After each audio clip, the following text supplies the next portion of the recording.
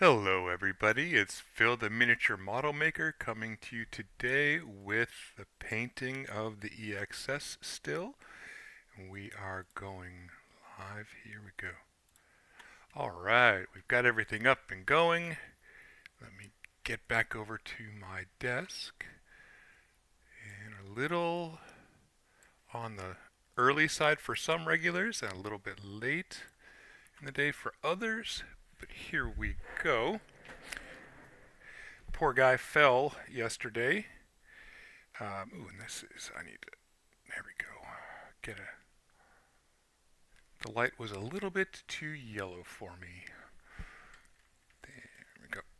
So, the last video I went through and removed the majority of the Tamiya panel liner, the enamel that I used as a wash, and we're in pretty good shape here for what I might call an initial weathering pass.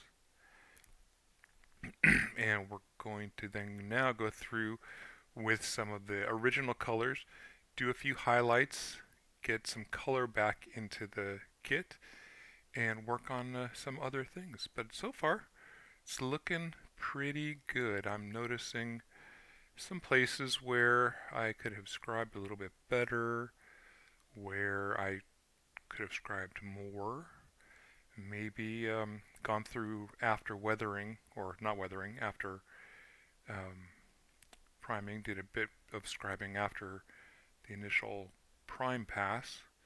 But this is a learning experience, right?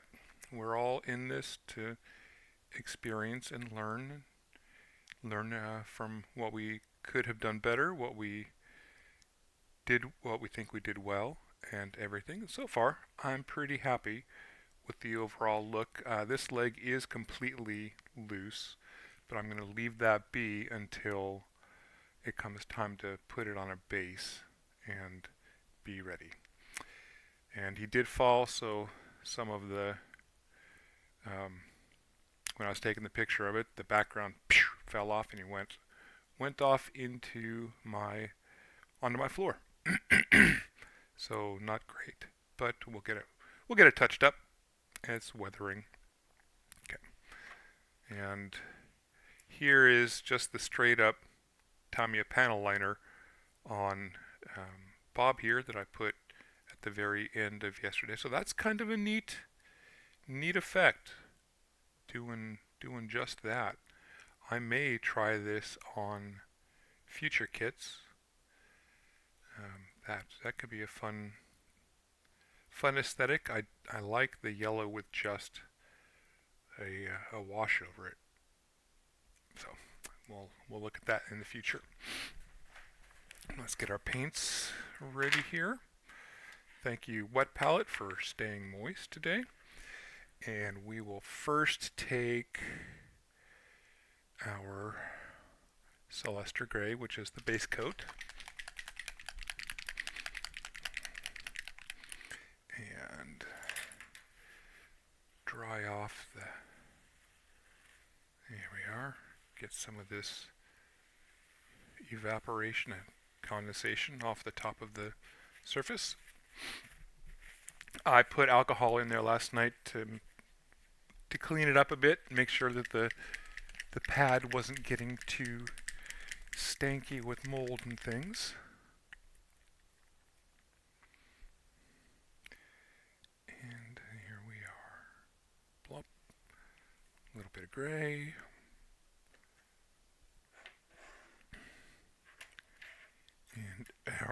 And so right now I will be using 3 brushes. Number 1, a 2-odd, and another number 1.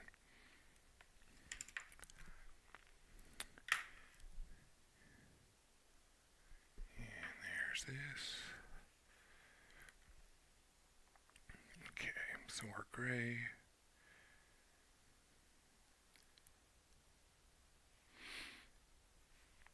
Where should I highlight? We will try back here first.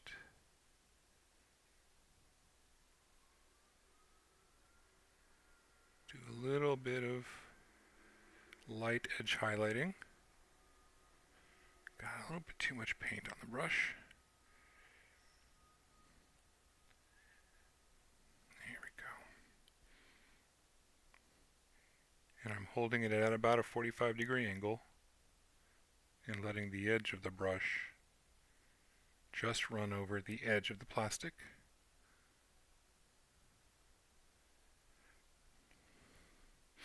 I'm doing this to see where else I might want to highlight, what I might want to bring up, what I might want to leave darkened.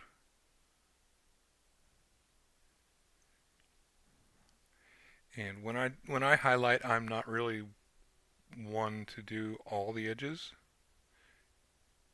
It can have a cool look for certain specific effects, but I don't. That's not my style, not my aesthetic.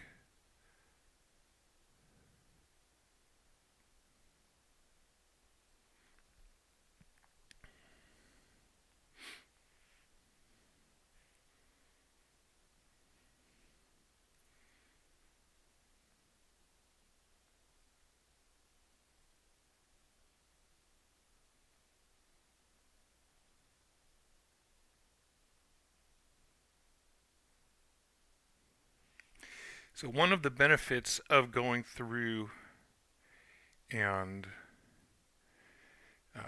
sharpening up these edges is doing just this. The edge highlight makes the edge highlighting a lot easier.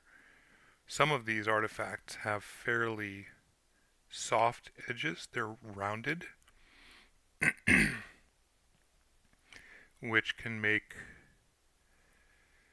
highlighting a little bit difficult. Like here's one up here.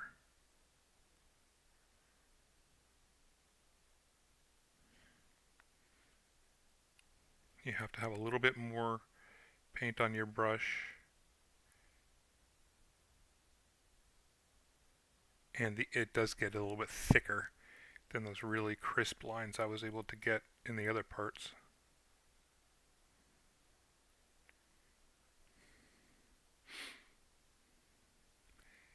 And I've been doing just the upper edges of some of these. I don't like that.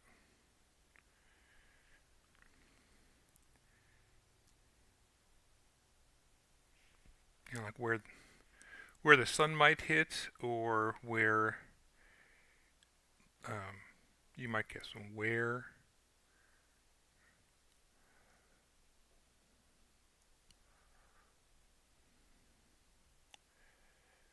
I normally honestly don't like much edge highlighting. I would rather do chipping.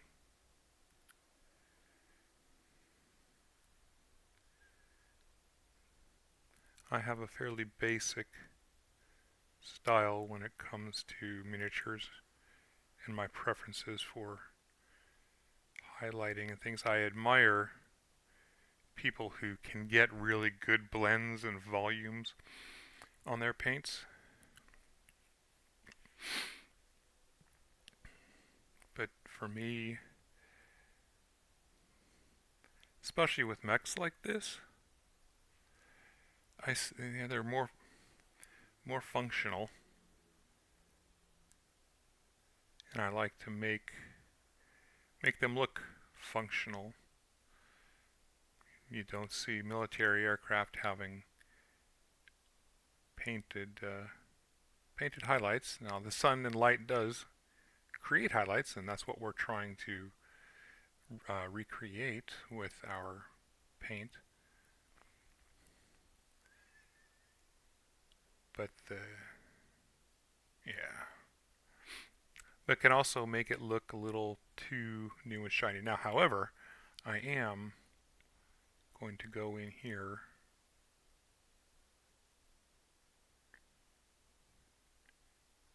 and hit this spot. So we want the face to be bright and draw attention, and also contrast with the um, shade that got in there before. And I'm going to screw things up.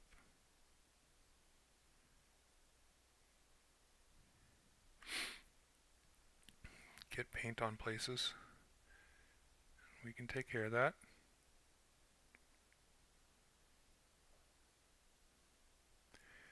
That's the beauty of acrylics. You can just take a little bit of water. Well, hello, visitor. How are you?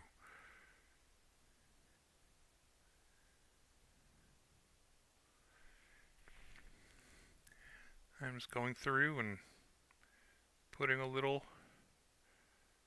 paint on the model.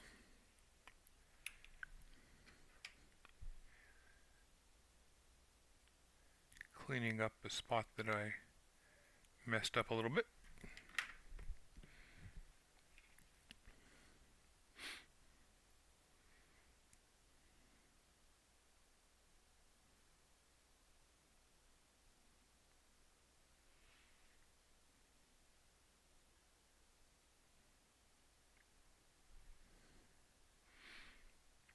What kind of models and things do you do?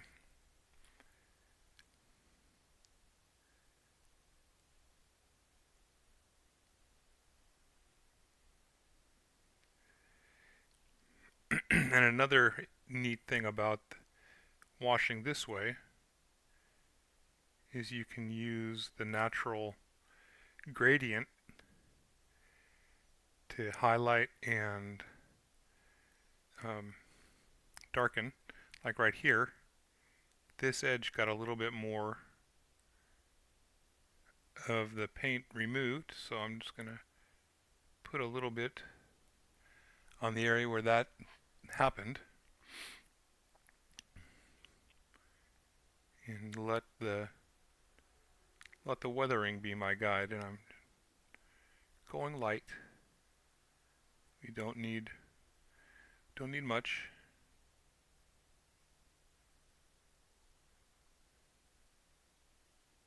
Stipple a little bit,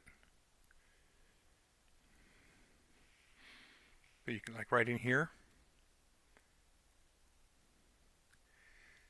there are some areas that are nice and dark, nice and shaded, and some that aren't. So I just go through like this and stipple a bit.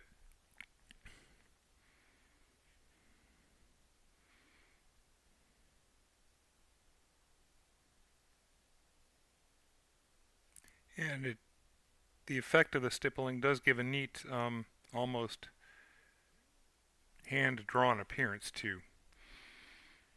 Like I've seen some people recently doing painting of their kits just like it was out of a manga, and the way they did the painting and shading was absolutely incredible. It looked like if you'd put it against a white background, you would think it was drawn.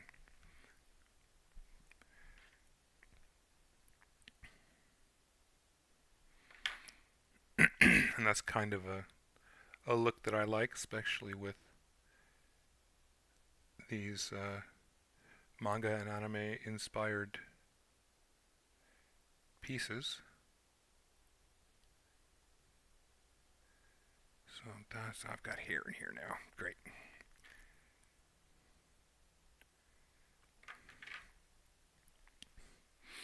So I'm just kind of following the natural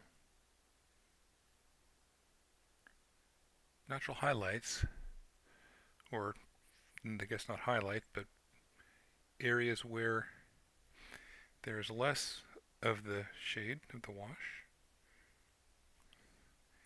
Kind of just sketching it in.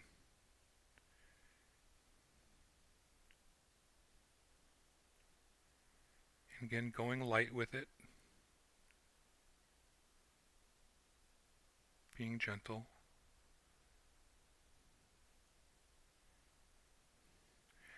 And then here, I'm going to hit that pretty good.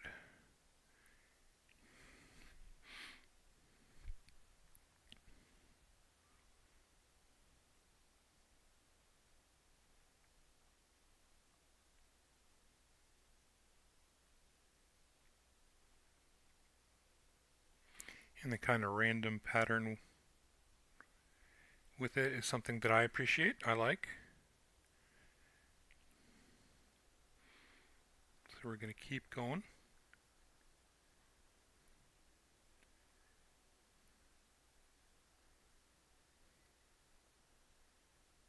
But avoiding going into any of the darkened areas. I'm just bringing up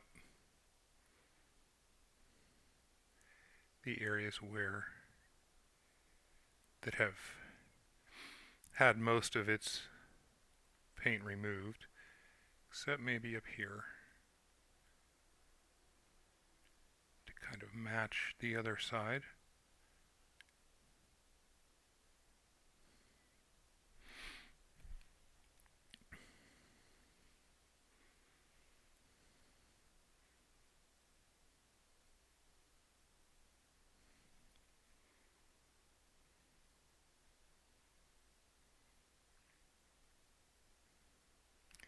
And spread that out so it doesn't dry.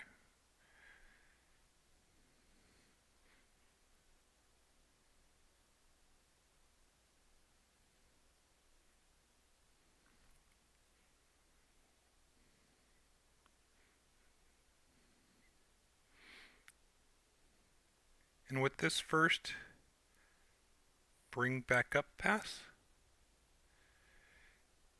you don't have to do it all at once. Be selective and think about maybe where the light is hitting first. That's um, your biggest job is you just bring the light back up to it.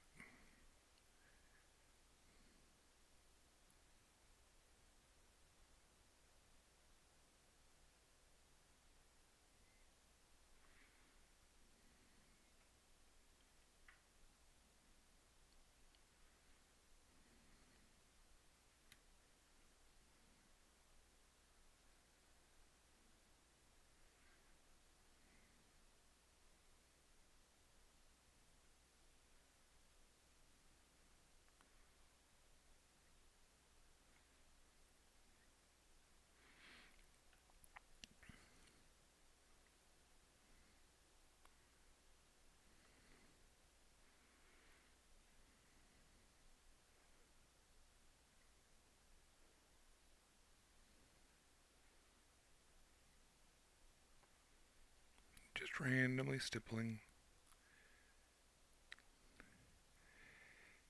Not hitting too hard. Seeking out those lighter areas.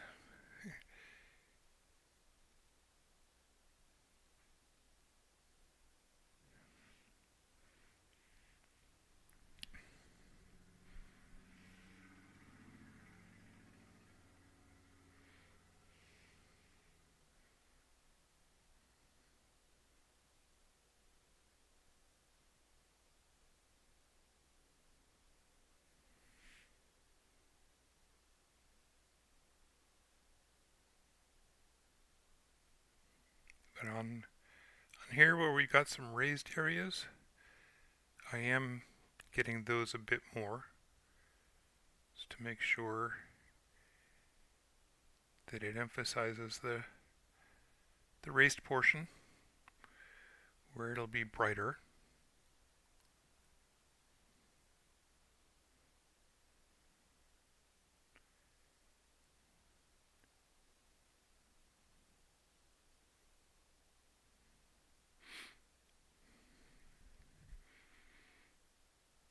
And here we go. We've got some interesting places here, so we'll go through,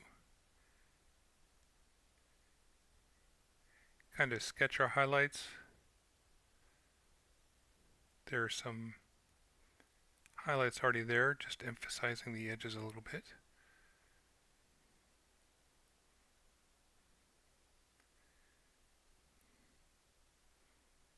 And there was a black spot. Boop, we'll take that out.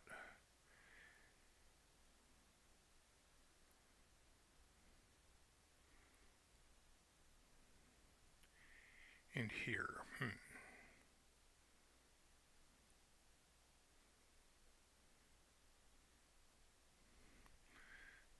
Might do a little bit of cross-hatching over this section.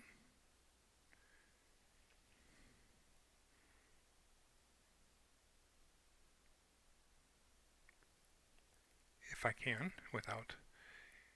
Now this is the part where you do have to be careful and kind of tidy, kind of neat, because we want to preserve that weathering.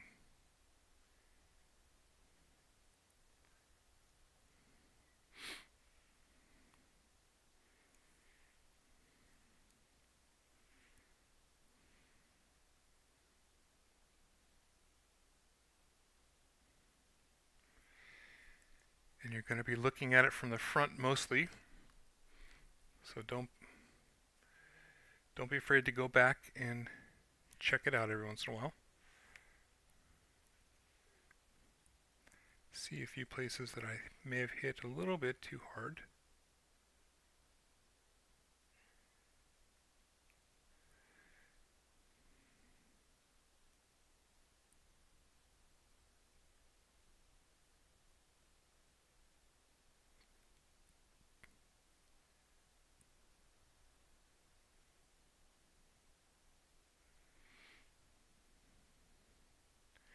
And this is a lot like doing random chipping too, along the edges here.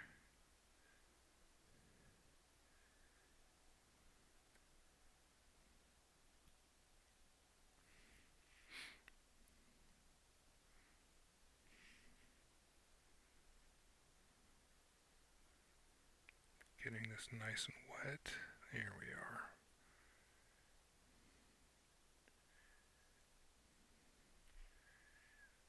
And the brush isn't loaded up very heavy. This is just wet paint, so it's going to flow off the brush better.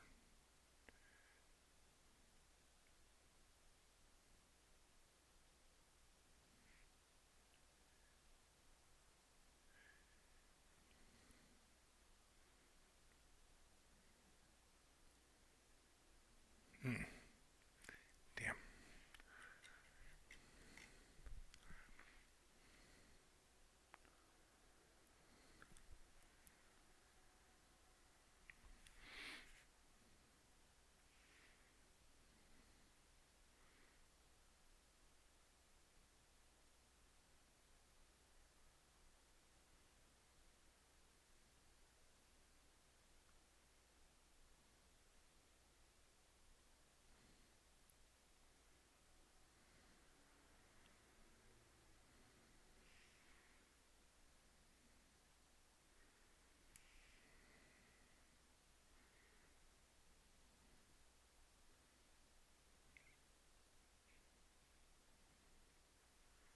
And then on big panels like this, where most of it has been removed, I want to maintain that in this nice darkened area around the edge. That's a nice chipping effect around here. So I'm going to avoid messing with that and give it just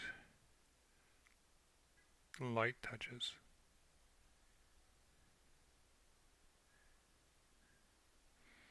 It's almost a mottled look.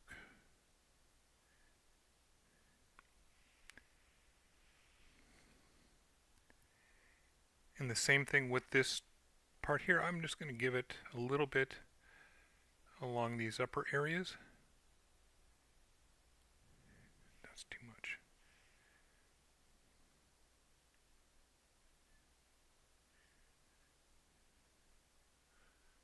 And just kind of run it randomly up there. There we go.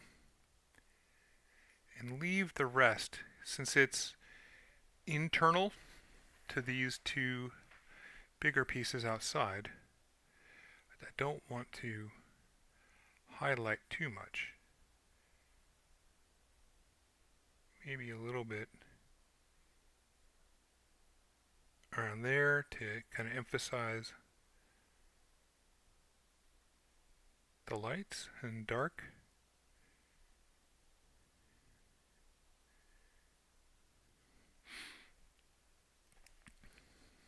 And you can see here, yeah, it kind of got, the wash kind of got worn off there yesterday. So now we've got a nice little bit of highlighting to contrast against this dark and the shade on the model.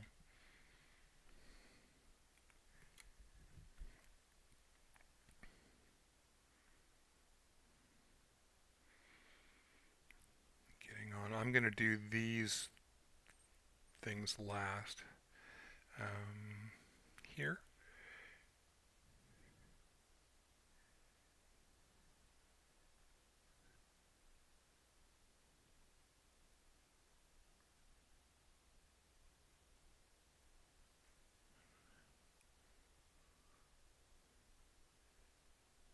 And because this fin deflector is out in the open, where more light would get to it, I am hitting it, giving it a little bit more, and I'm just going to touch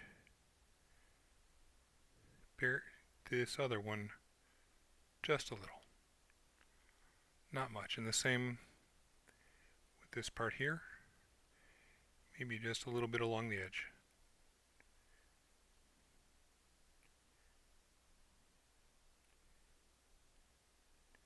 Trying to be as careful as I can to not get it in the body of the part.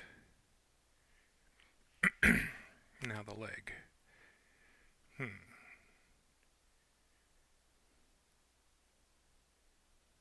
Those raised areas and this section got naturally washed, so we'll hit it a little.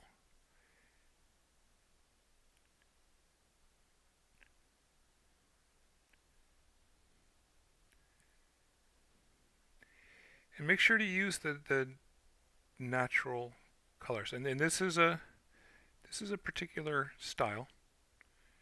It's what I prefer, and I guess I'm showing you how I paint. You're welcome to use other methods as your aesthetic prefers. So when I say make sure to do this, make sure to do that, don't take it as gospel. It's not the way to paint minis. It's just how I do it when I'm painting a certain way.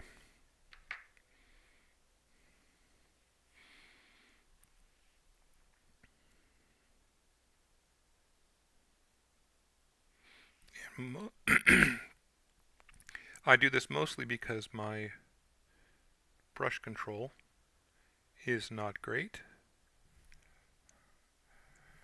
and it gives me a good effect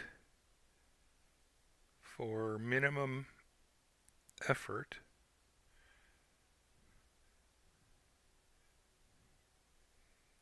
And you can easily spend hundreds and hundreds of hours getting the paint on a mini perfect. And it's amazing when people do that. I'm just floored by the vision that some people have, and that they're able to bring to reality.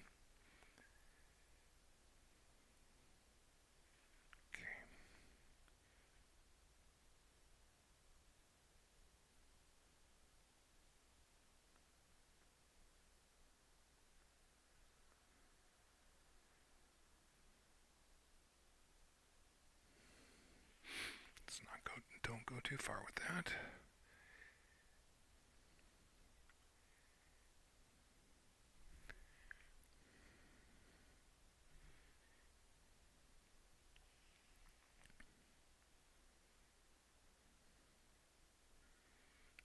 So now we're going to the other side, doing the other leg has gotten some.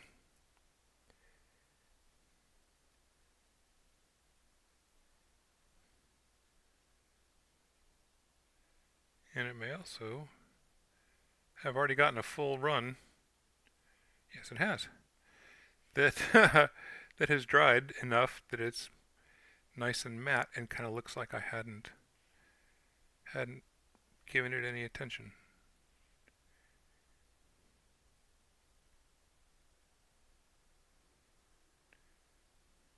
Which to me is a good effect. That's kind of what I'm going for.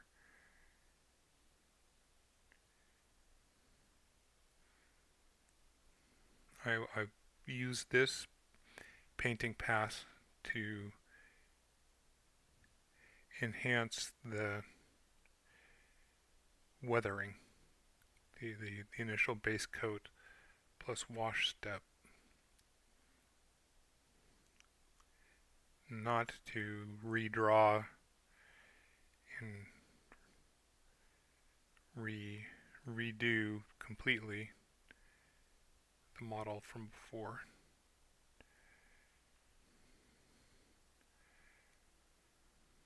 Just give it more of a subtle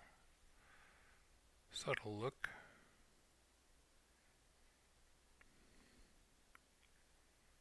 And that's a shame. That was a little bit too much there.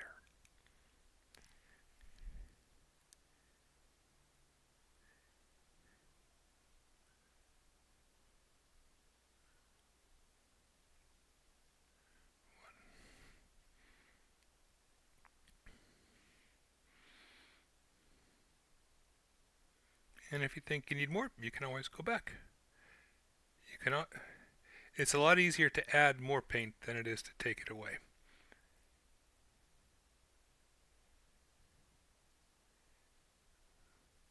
So it's better to be sparing and light on the first pass. Like that's going to be too much, I can tell already. Than it is to have to go back and re-weather, which you can totally do. And sometimes that's actually a cool effect. Because I've got other, and maybe we'll do a little experimentation with that.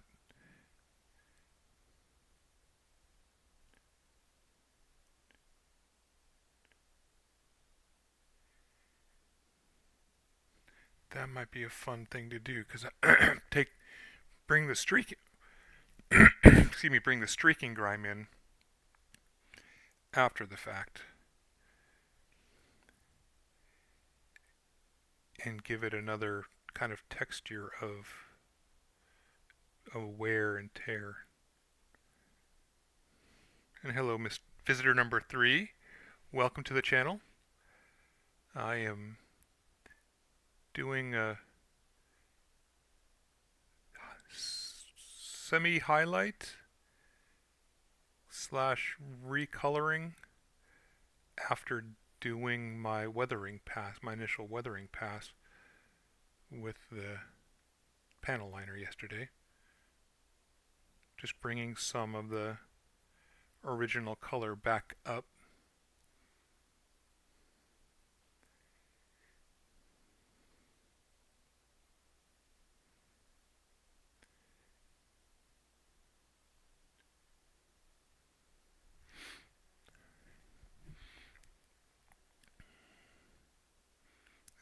Basically just following the natural pattern of light and dark that the weathering gave. So what I did was coated the whole thing with Tamiya panel liner, the entire model, painted every little bit of this, let it dry for a bit, and then removed a bunch of it. And that left recess shades and weathering effects and tinted some of the some of the paint. That's drying out. So I can go back in and use the same base color to bring it back up because the panel liner darkens it. It tints the base paint.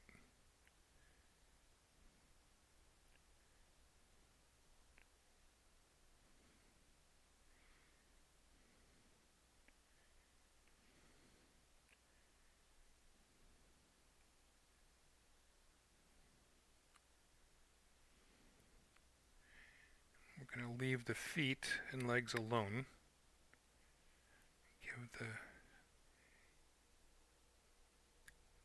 Give the face a bit more attention.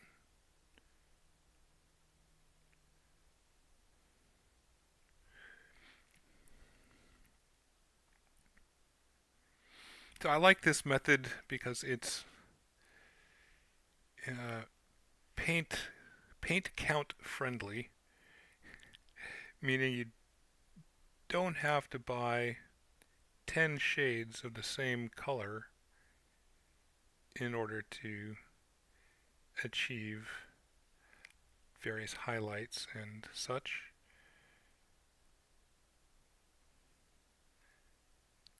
The base color over the single tinted, that's drying. Hold on, folks. Really mix this up. Saves paints.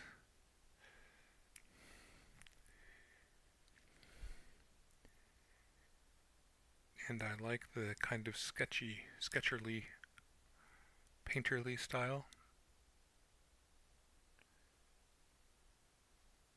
That's too much. Okay. Well, let's switch over to our blue.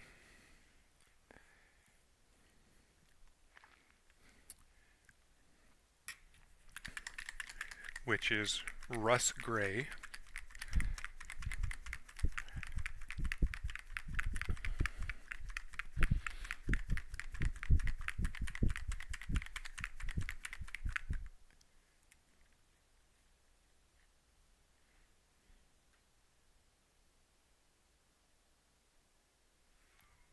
Just put a little bit of a drop. Oh, you might hear a cat in the background. He's starting to get a little talkative. Okay, we'll add water.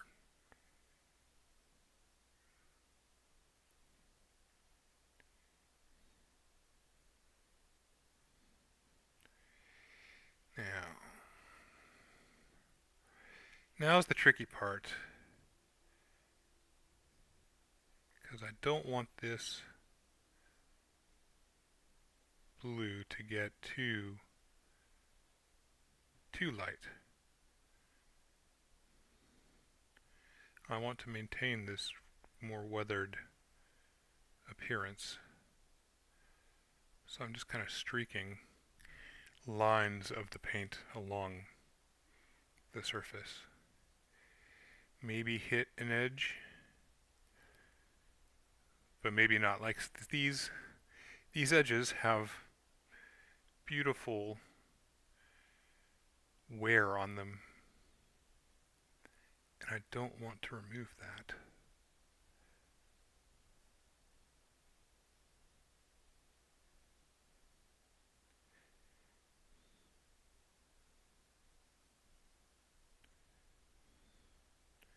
So I'm kind of I'm streaking. Yeah, I'm streaking. I have clothes on, don't worry. Kind of a 45-degree angle, as if the light's coming from this side, which is the easiest for me to envision.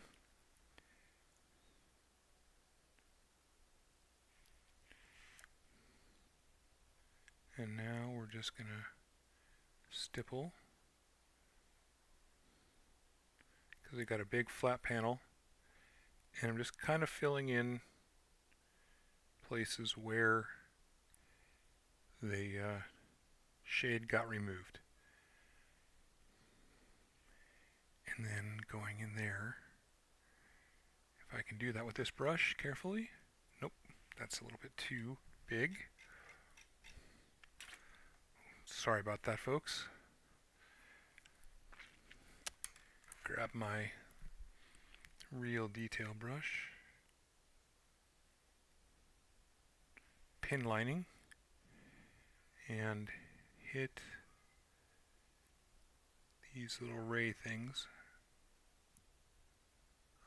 on the side of the head.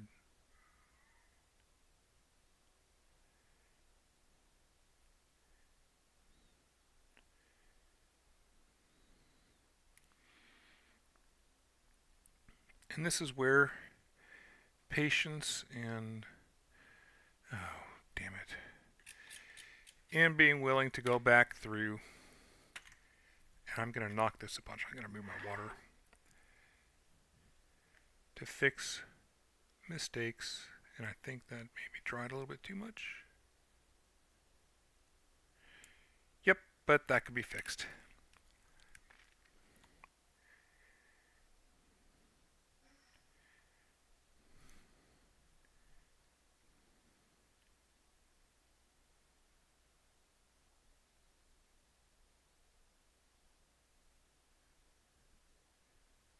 And knowing when your brush is not going to be able to get to one area and not trying. And we're going to give this a little bit of touch there. And a little bit of a touch back here while we're here.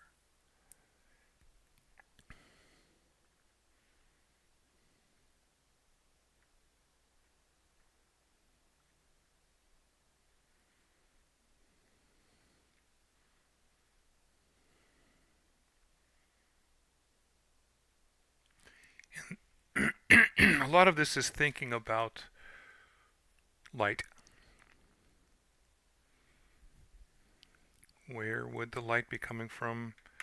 Where would the light be hitting?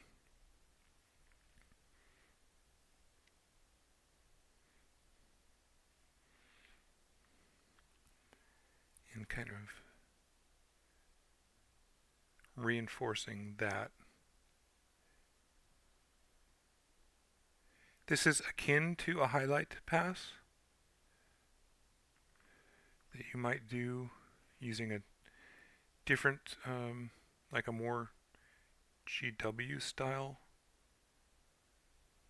painting technique.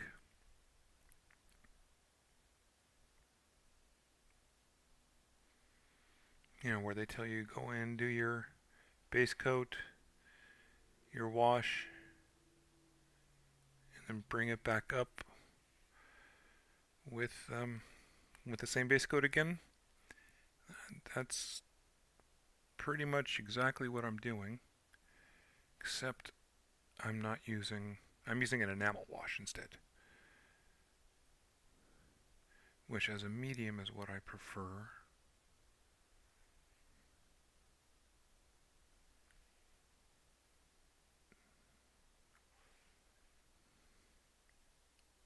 Because it's a lot easier to remove, and it gives better effects like this. The acrylics like Agrax Earthshade or Nuln Oil, you've got to do the removal pass almost immediately after applying it, and that kind of defeats the purpose a little bit.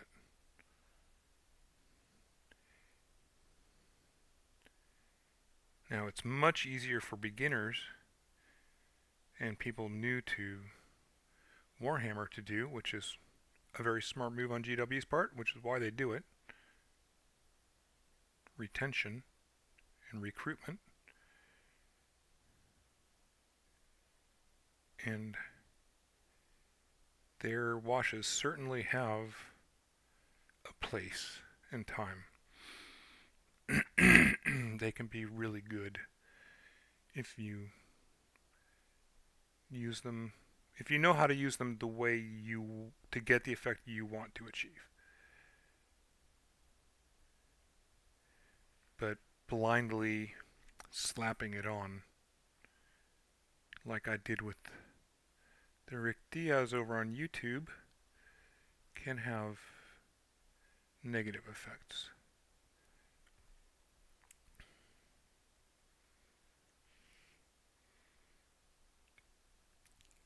Because I hadn't used it in a while and forgot how it worked, and overdid it.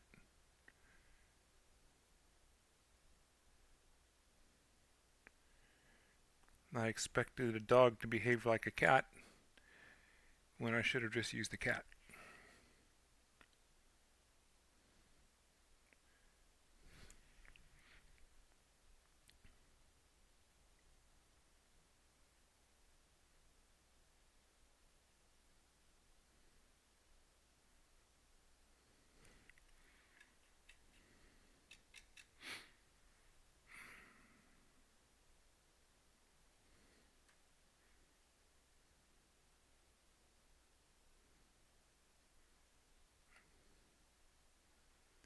I'm gonna have to go get a little bit more water here in just a moment. Let me do this section here.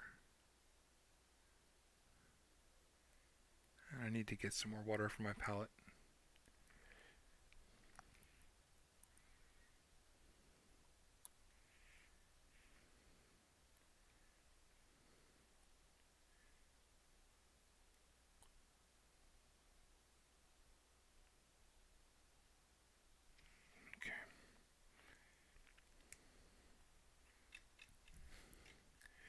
Okay. I will be back in one moment.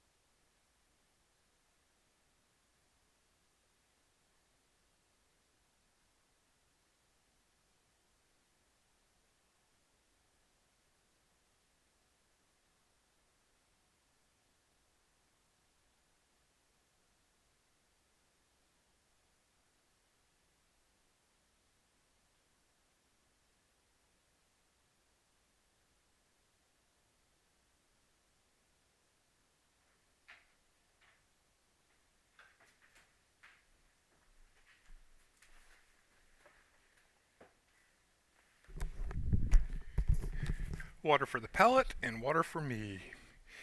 Woohoo! There we go.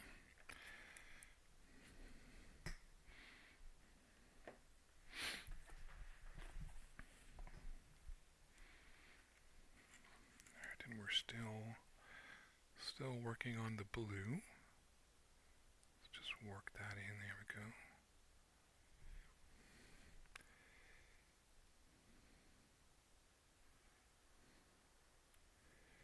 Now these big guys up here, I don't know if I want to put anything on there. So I'm going to hold off, but I am going to just scratch a little bit along the edge of these.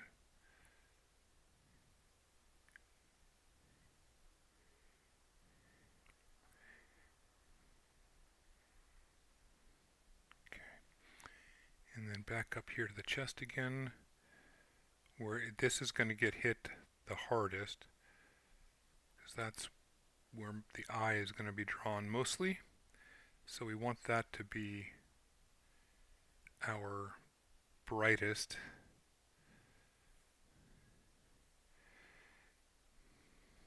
Which is why I also took off more of the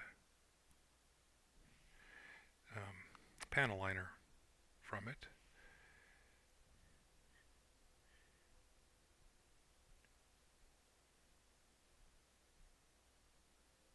Okay.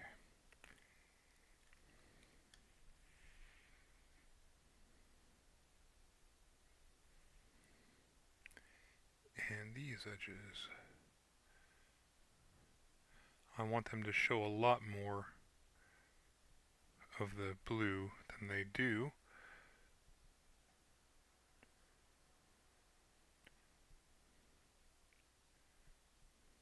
Than they are now, I should say.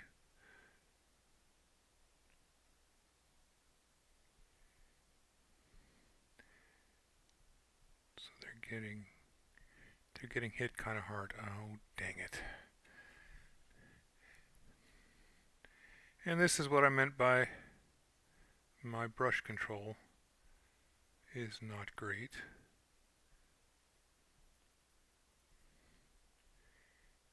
Oh, I should say brush awareness.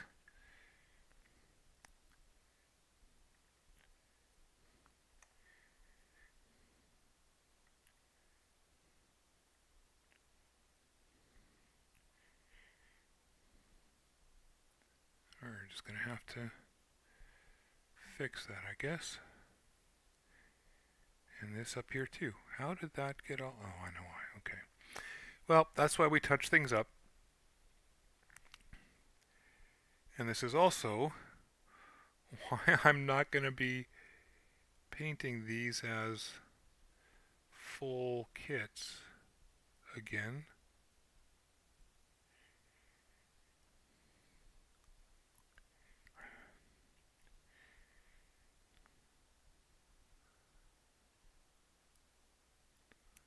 I will be doing them as parts.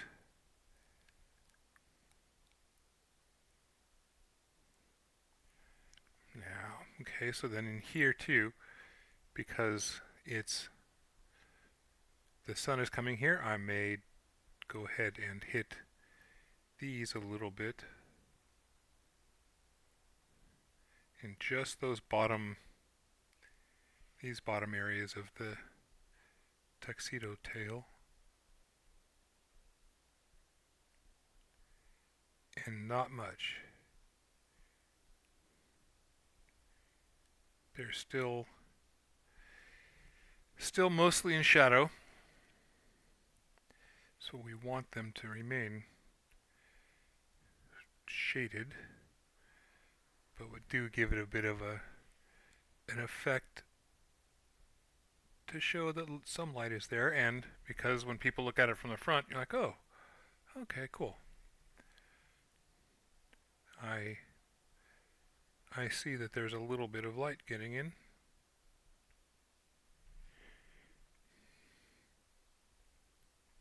But not much. Okay.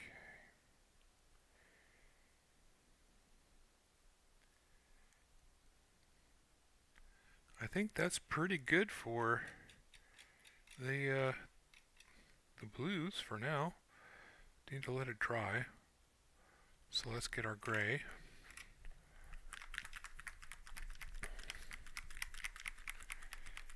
Take the opportunity to repair a couple things.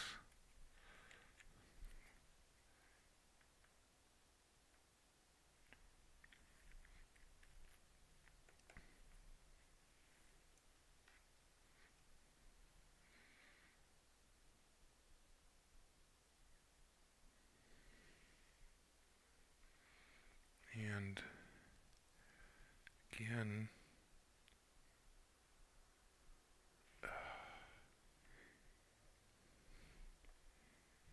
is this showing up on the screen?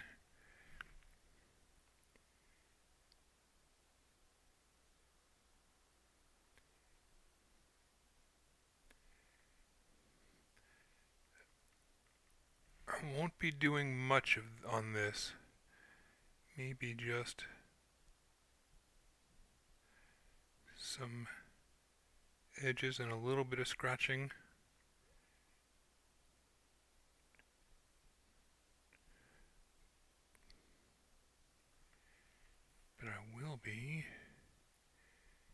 hitting this, touching that up.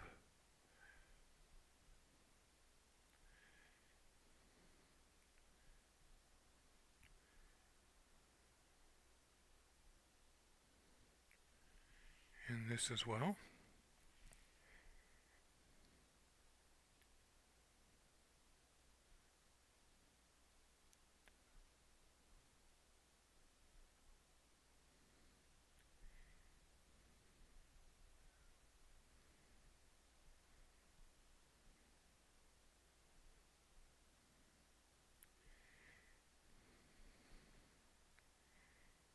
Cylinders are one of the hardest things for me to paint. At least if they're not just pistons that I can do one color. Trying to get light on a cylinder is something I need to practice a lot.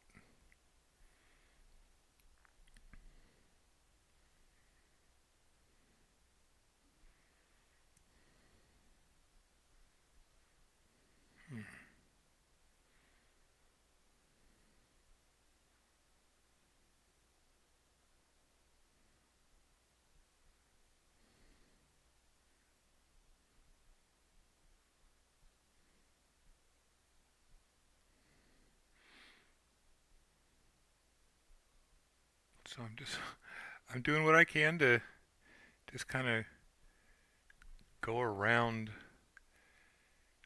the light facing sides of it.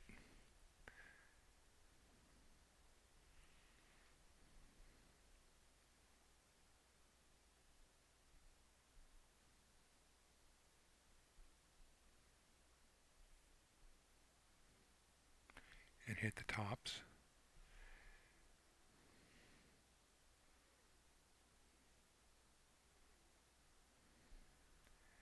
Ooh, that was a lot.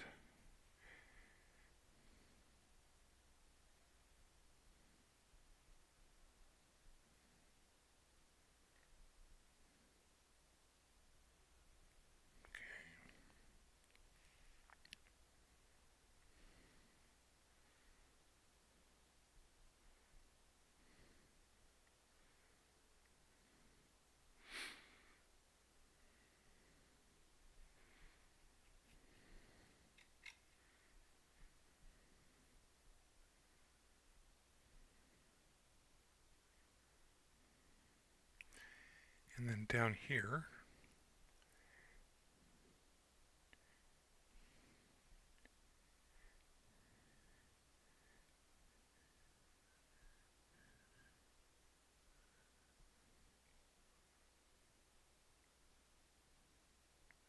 a lot of the dye, not the dye, the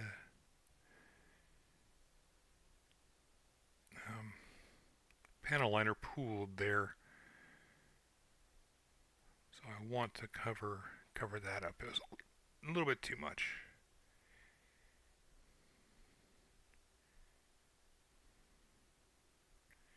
Same thing down here.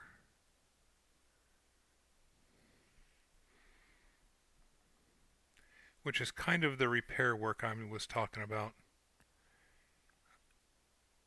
Sometimes, I guess, well, this is the first time I've used the Tamiya panel liner in such a way that it gets a little bit glossy.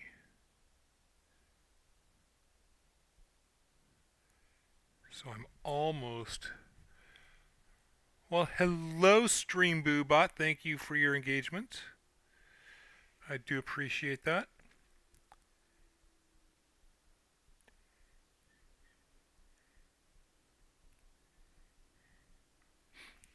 And I'm not exactly dry brushing, I'm just very lightly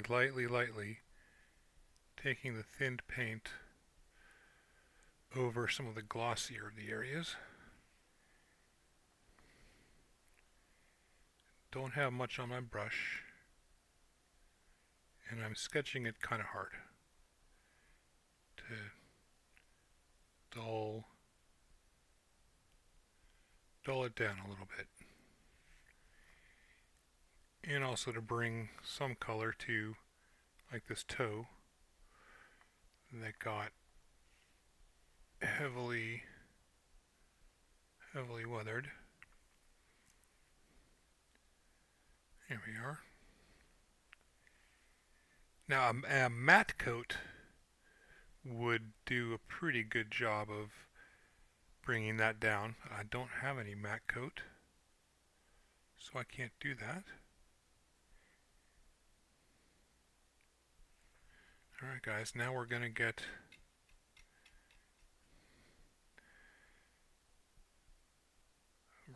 a little bit crazy here.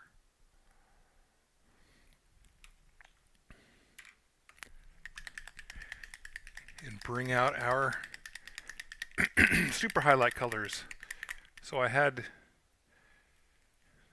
a dark blue-gray, a light blue-gray, medium gray that had a blue tint to it, and then an almost white gray, and my dark gray, and then black. Those were the 6 colors I was going to, oh, and my metallic. The 6 colors I was going to use on this to start with. So we'll go through here and see what we've got. I haven't tested this. We're just painting bravely and hoping beyond hope that it does something decent.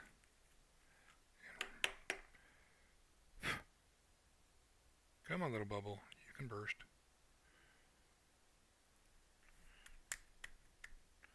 Get back down in there.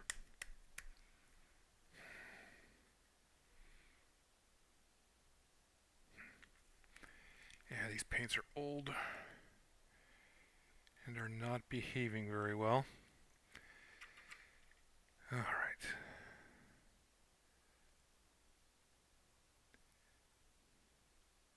So I just have this on the very tip of my brush.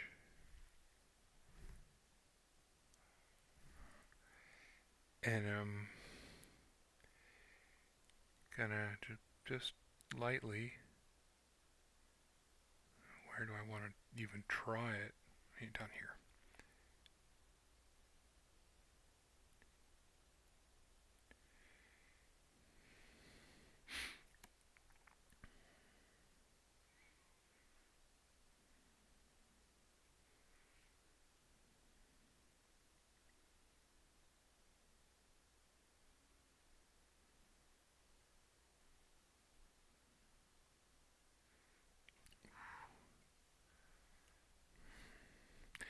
So now we're going to let that dry for a minute and see if it's too much. See if it's too bright.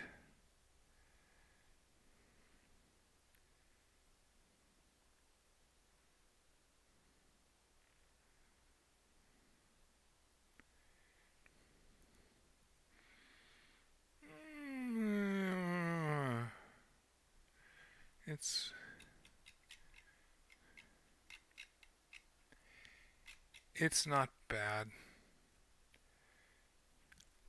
I'll have to be very selective with it though.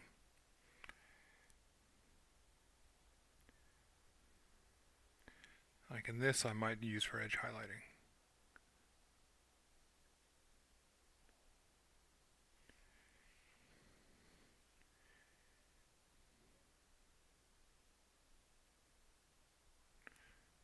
Too much on the brush.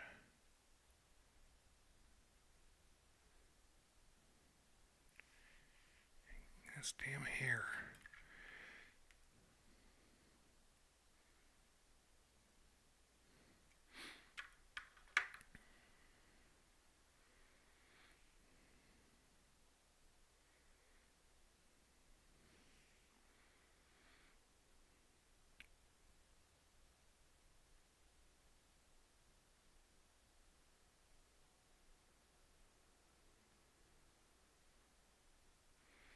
I don't want it that thick.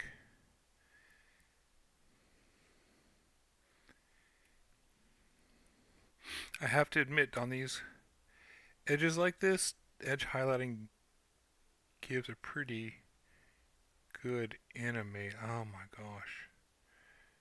Pretty good anime look.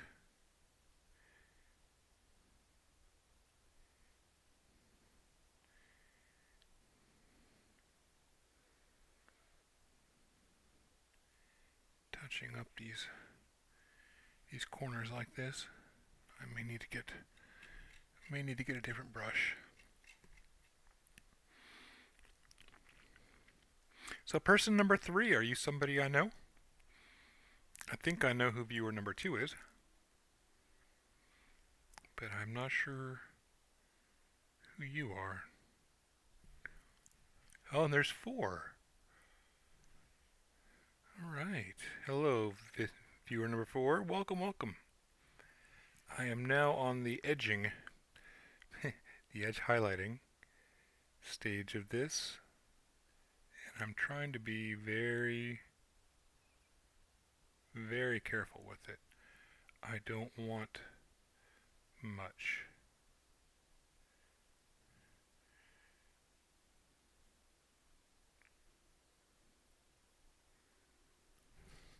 I just want it to be in the very, very brightest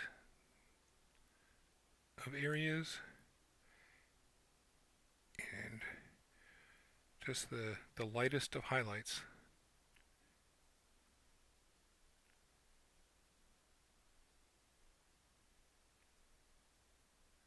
Unfortunately, some of these edges are not very sharp, very acute. Hey, dude, how you doing? Welcome, welcome.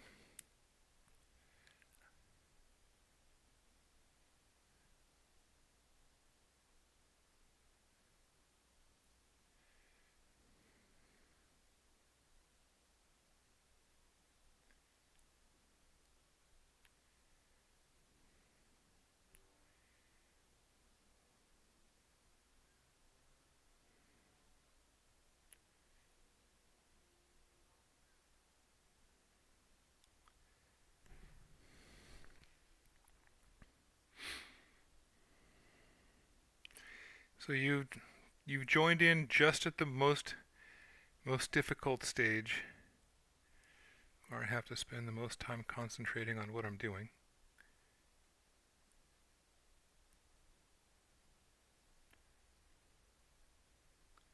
Because from now it's going to be difficult to go back and fix things without having to redo multiple steps.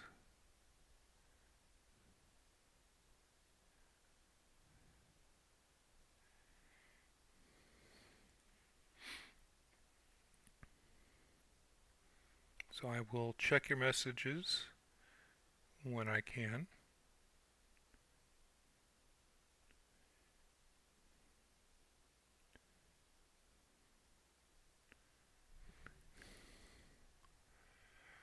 Yeah, I do. Um, they have different purposes, different uses, different sizes also. Because in miniature painting, size does matter. And it's all about the tip.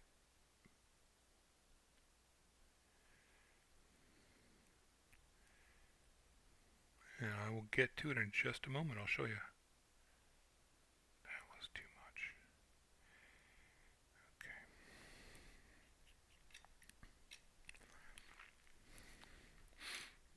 Alright, give my eyes a break and show you here. So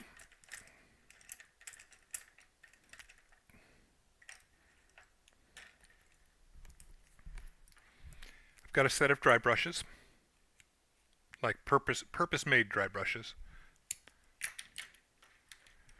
I have a cheap makeup brush that I use for other dry brushing effects. Or trying brush on primers.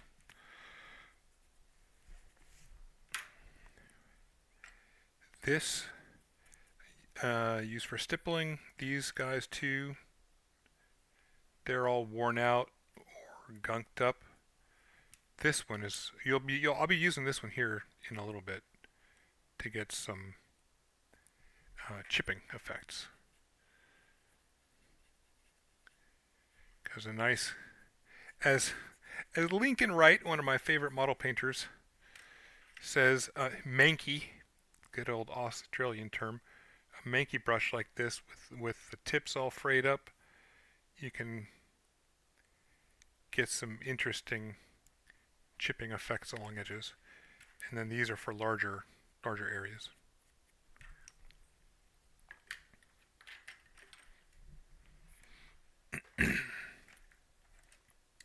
Oh, here we go. Maybe I should be using this one. A flat panel brush for those flat panels.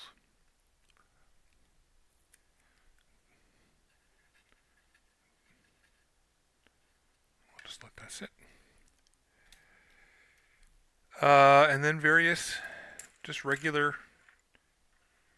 painting brushes of different sizes and thicknesses for various sizes and thicknesses of things that I'm painting.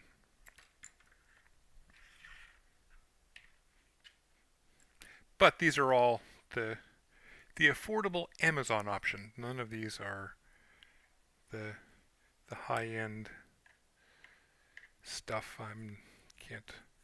Can't afford that.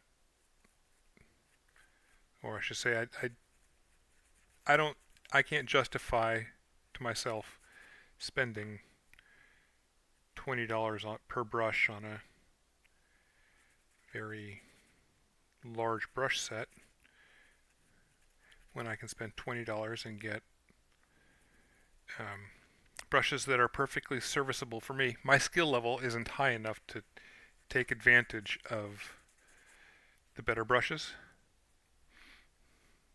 You know, I like to use the analogy of like a Stradivarius violin.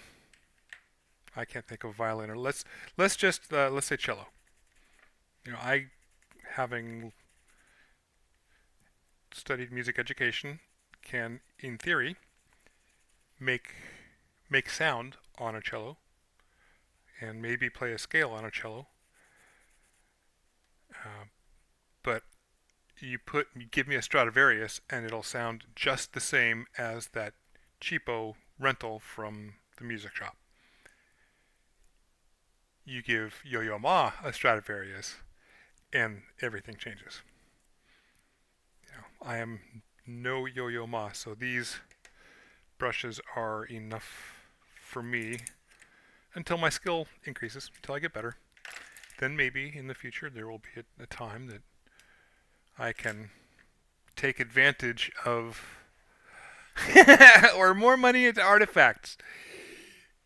Yeah, as far as miniatures go, I swear this is probably the most affordable hobby I could ever have. Because it's $80 a year if you get the 10 pack, or like 33 if you get the 5 pack. And I could very easily spend a year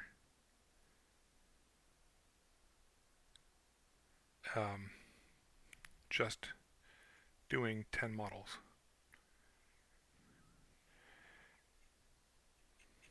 I mean, that's the cost of one perfect grade, not even perfect grade, master grade. I could probably spend a year making a master grade too, but you want to compare it to tabletop wargaming prices.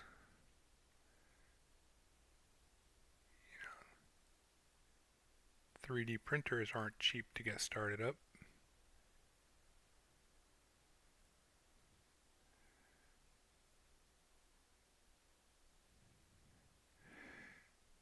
And Games Workshop Warhammer stuff is certainly not cheap. I mean, $80 will get you one bigger model. So hey, I'm gonna continue enjoying my little artifacts. Until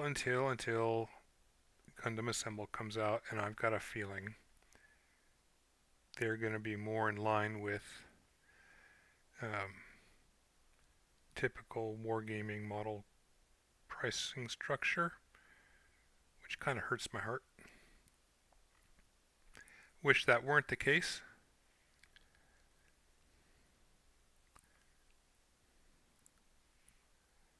Okay, I don't want to...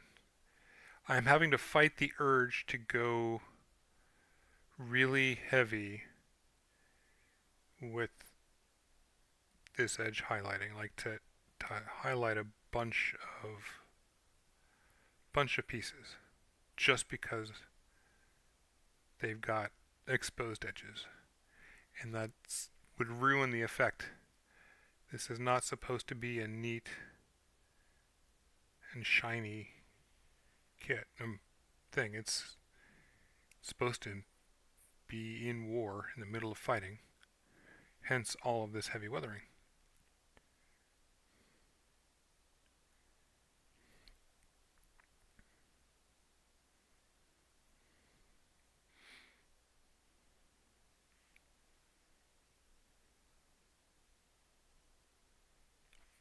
But I see. Oh, let me see. So I got one set one set of 10, so that was phase 1, I think, from Gamers Guild Arizona. One of them from just Amazon directly, some company on Amazon, and then another from AliExpress. I would check AliExpress. They tend to have decent selections.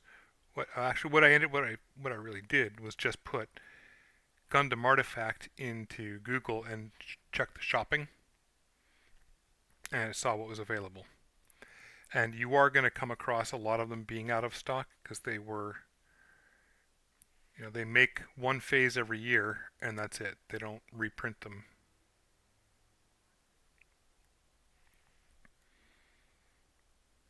So get them while they're hot. I kind of like the idea that they do that. It's not an exclusivity thing or anything like that. It's just okay. We're gonna do our run, gonna make our kits,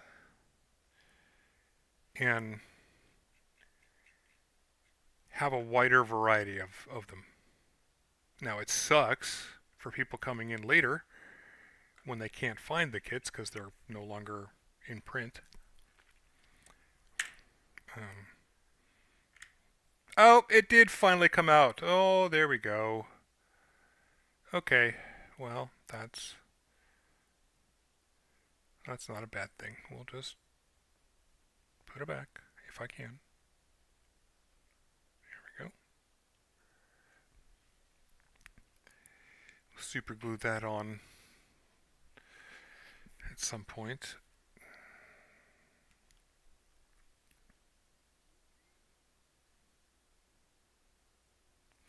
All right.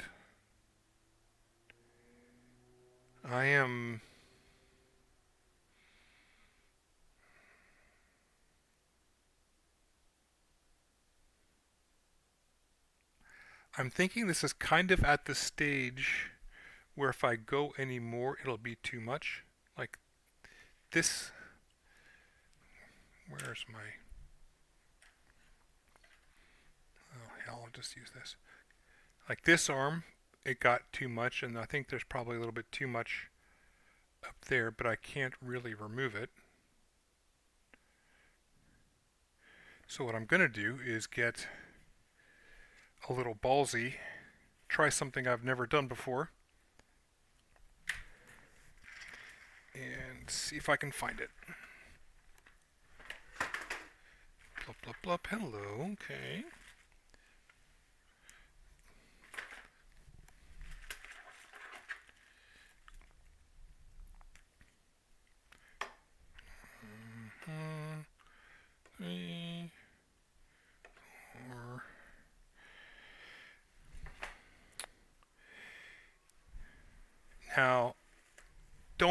me for using AK stuff. I've had these for literally years.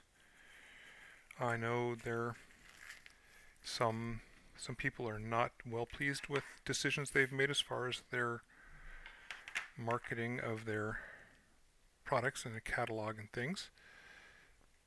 But I don't want to just throw away a lot of stuff that I have bought and used. Now, in the future, and to anybody who is interested, I would recommend Villainy Inks. That's Rust Streaks. By the folks over at Grimdark Compendium. It's their enamel inks, very low fume, low toxicity, and by the guy who has been using this more on miniatures than anybody out there. And lots of different colors. Now here, this is why I'm saying I'm getting kind of ballsy. So the original Streaking Grime was more brown, and this has a fair bit of green to it, which may ruin this. But you know what? I want to try it. So we're gonna do it. And I have another one of these. The poor plight of the models that I dislike. Now, where does the brush I want to use for this? Oh, it's in the other room. Let me grab. I'll be right back.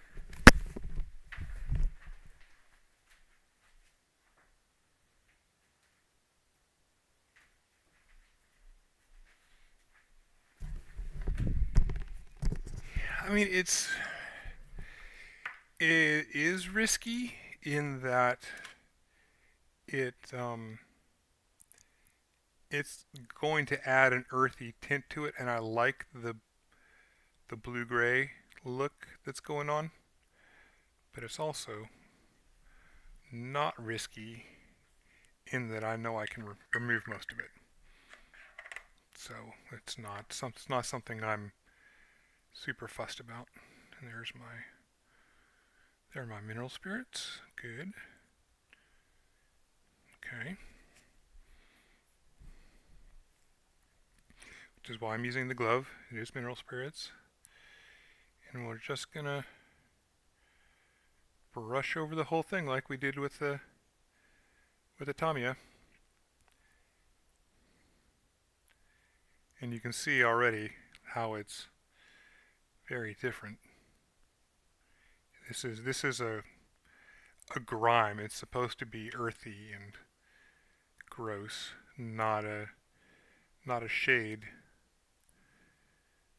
like the Tamiya is, or how I used it as.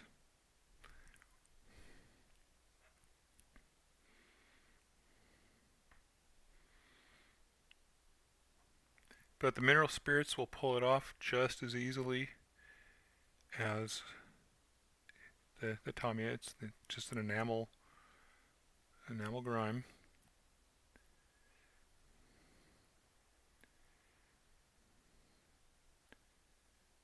And I will make heavy use of this for sure on the Zaku's. I think I'm going to do most of the Fetty suits in a more gray tone, gray base color scheme. At least the ones I'm going to use in a game. And the Xeon suits in more of a green tone. That seems to be how they are in the media too. The white Gundam and all that, grays, but I don't know. It just seems the aesthetics of the suits, the rounded, bulky nature of the Xeon stuff reminds me of like A10 Warthogs or B-52s, and the more streamlined look of the Federation suits reminds me more of like current naval aircraft.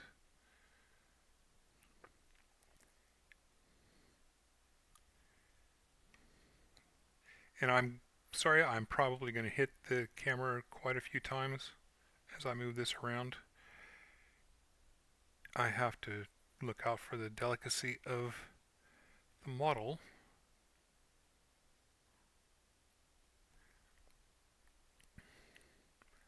because these things are friggin' delicate. Oh my goodness.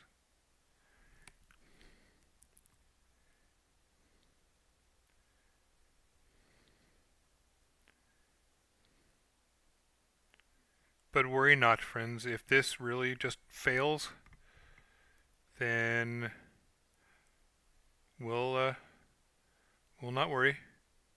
We'll soldier on and do this again with the other Ex-S I do. And we won't make the same mistake with the future suits.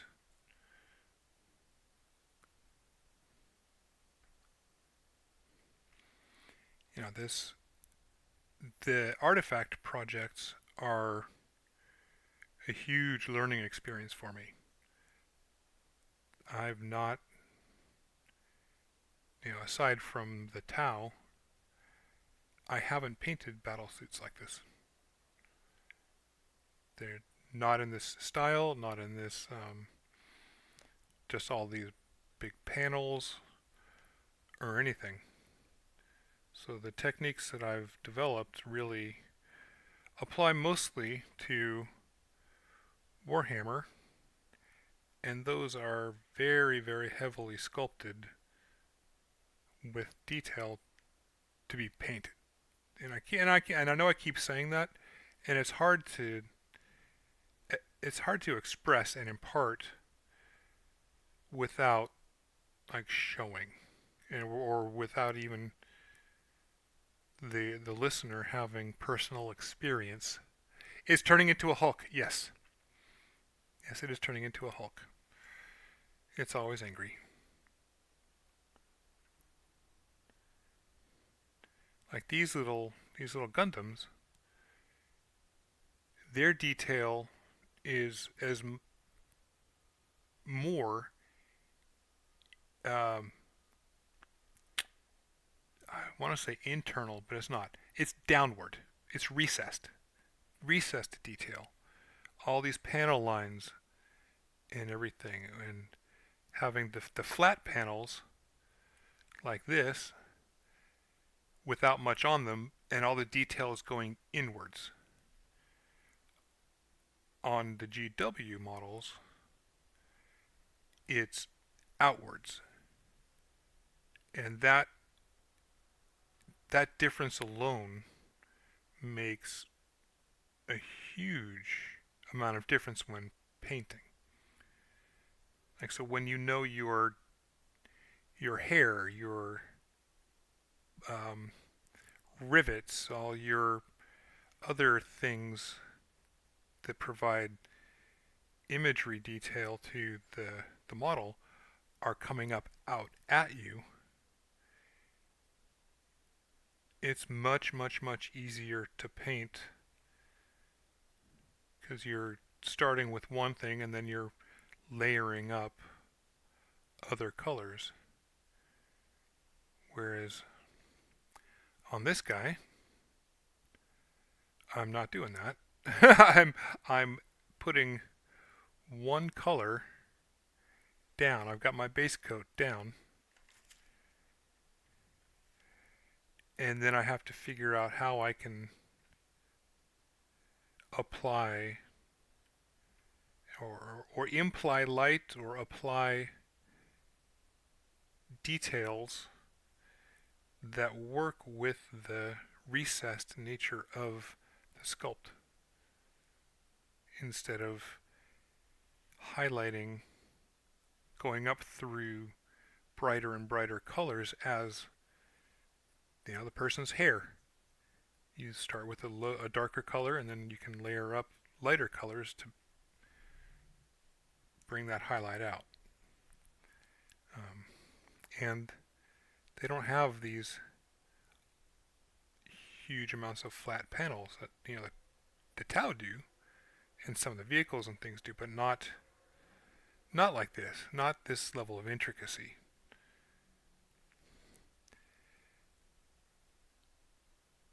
So I'm learning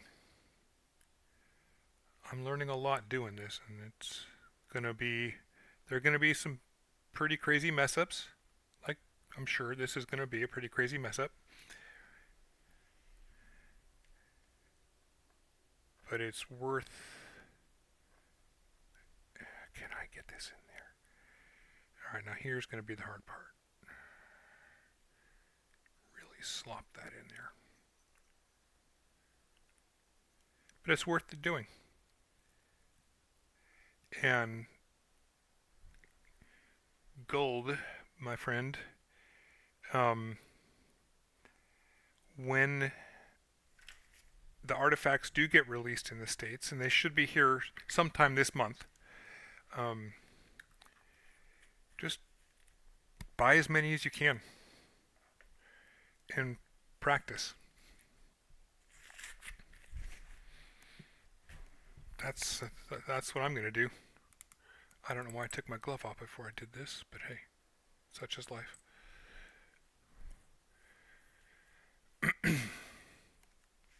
Because ultimately, it's a $7 or $8 model. That's a very cheap practice palette. And if you get them while you can, get your duplicates while you can, you're set. I know Gundam Country is going to have them. I've contacted them to find out. I'm sure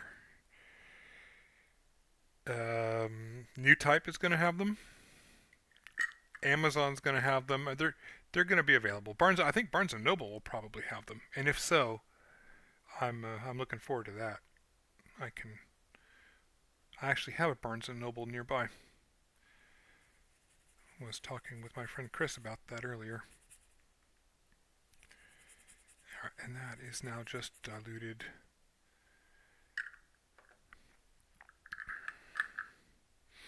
Diluted streaking grime.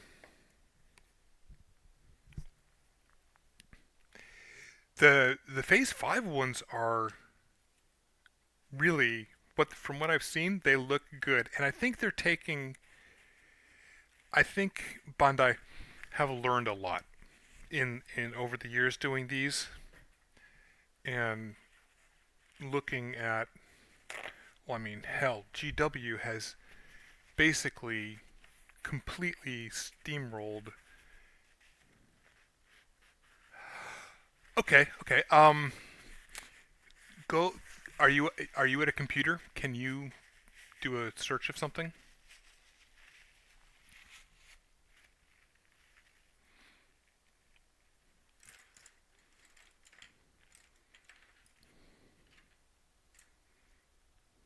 If not, I can go get a. Okay, so just look up Gundam Assemble and scroll around until you see a picture of a sprue that's gray. They have an example picture of what the models are going to look like, and while you do that, I'll be right back.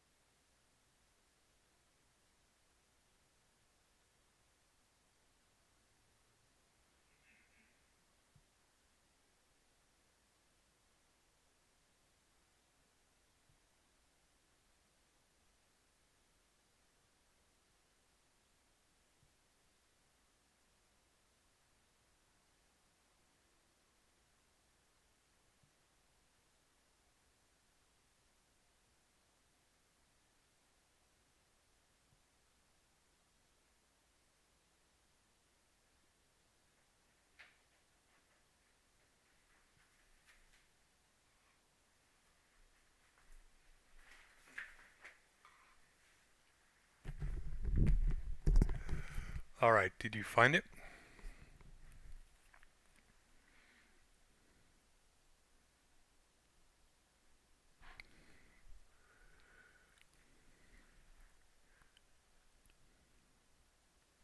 Nope, let's go ahead and pull this here. Okay, so you've got a gray runner with a few parts. I think the example has 7 parts. And those are what you might say low part count, high detail. And they do that for a reason, is that they're game pieces. They're supposed to be picked up, moved around, and used, dropped, abused, and all of that. So having few parts that are robust makes for a better game piece. And they're designed, also designed to be painted as well. They don't have the level of detail that these artifacts do. Like, it's not that. You don't have all these little things. These are a model kit made to be a model kit that's just very small. They can absolutely be used in a tabletop game, but they're not designed to work that way. The Gundam Assemble ones are. All right, now here we go. We're gonna do a pass on here, and we're going for heck with it. All right, an hour and 38 minutes already. So here's what we're gonna do. I'm gonna take my first cotton buds, because this is still pretty damp. I can possibly remove some of it. No, that's not not what I want to do. We're going to do a first removal pass with the mineral spirits.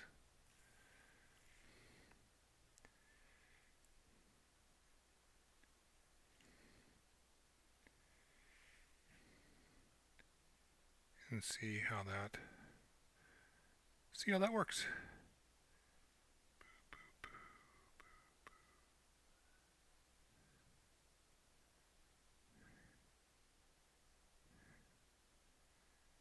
Yep, that's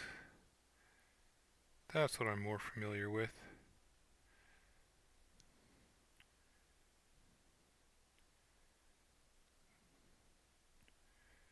Reactivating it and removing it.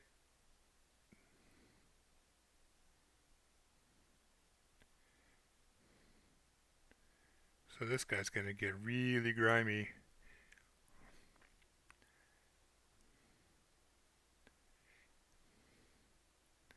Did I ever show you, or did you ever see any of the sprues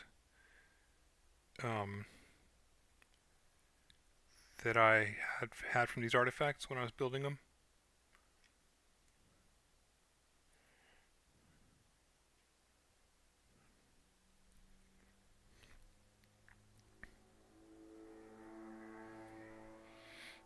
Yeah, okay. Yep. And that's just it right there. There are a lot of parts and things. Boy. This may require multiple passes and many cotton buds. Try to gently just wipe it off and encourage it into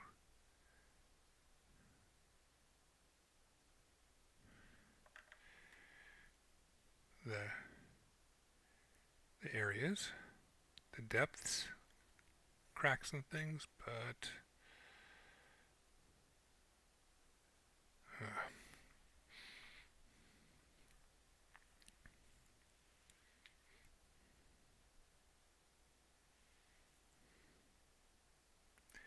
Well, now we know we don't want to be using streaking grime on this color scheme.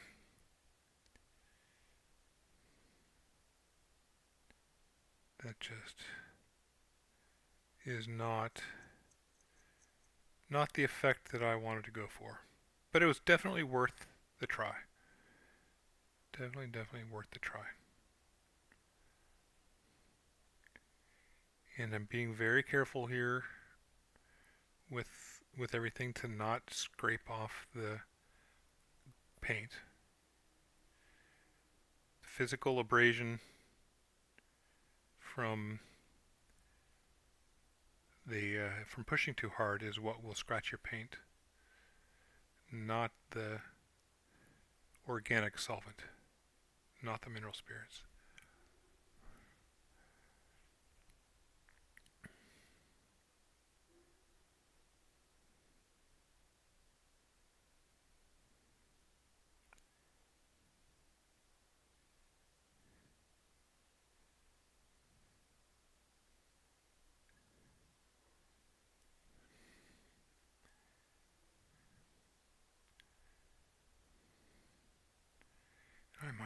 I might want to just use paper towel to remove that instead. Okay. This may work. Let's give that a try and see what happens.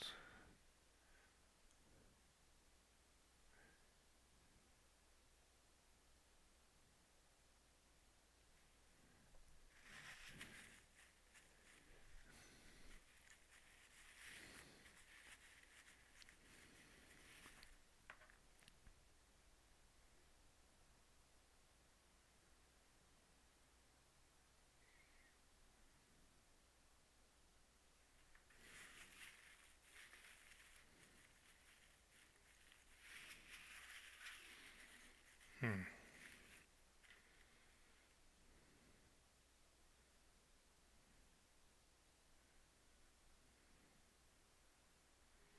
Well, that is a shame.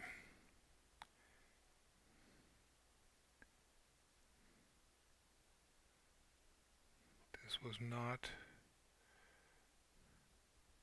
what I was trying to accomplish.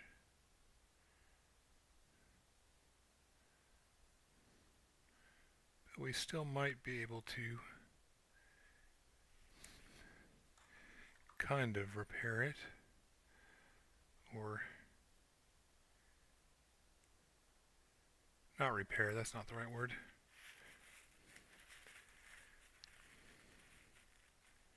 Mitigate it.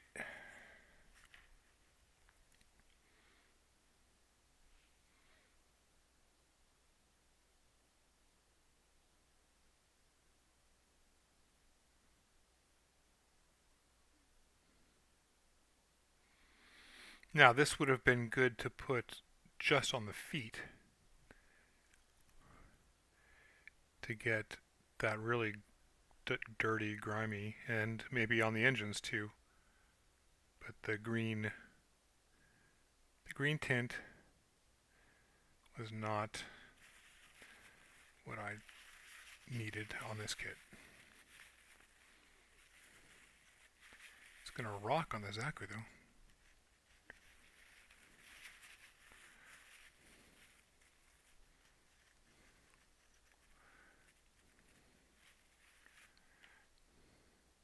If you wanted to see a grim dark Gundam, we now have one right here. Grim, grimy, gross.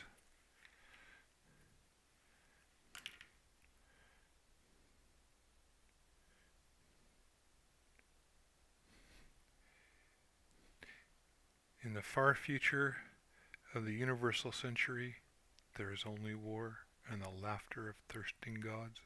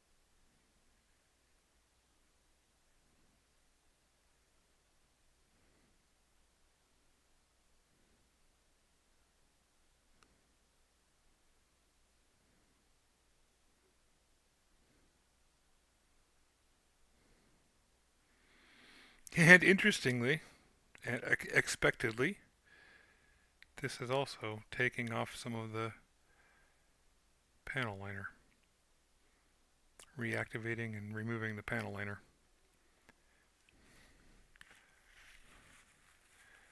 So we may just get an interesting thing going on.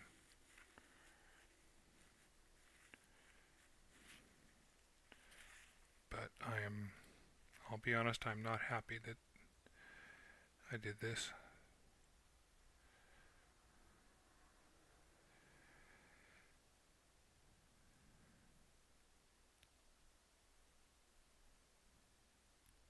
Could probably just strip the whole thing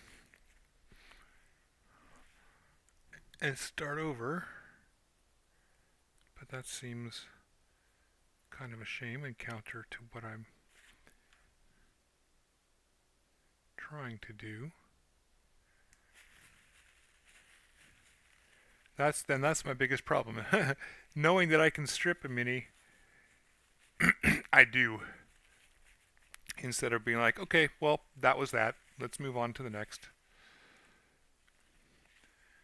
I often strip and repaint, which is why I don't have many fully painted models, because I'm constantly redoing them.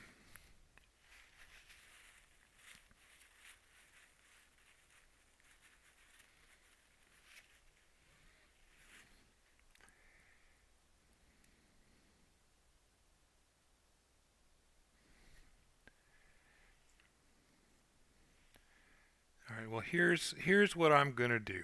I think I'm gonna just go ahead and give this a good wipe down. Let it really dry. And try reapplying the Tamiya.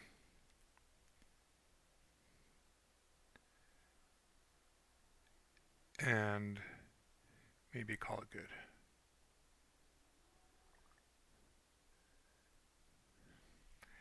This is not going to be any kind of lovely Instagram piece like I had hoped it may have been. That will have to be the Zaku.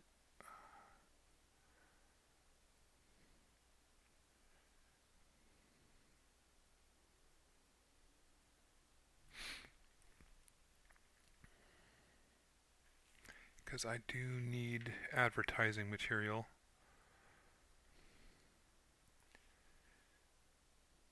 Hey folks, come look at me.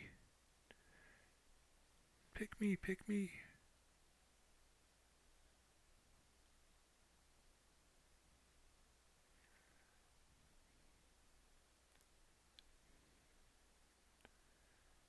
Yeah, I royally fucked this up.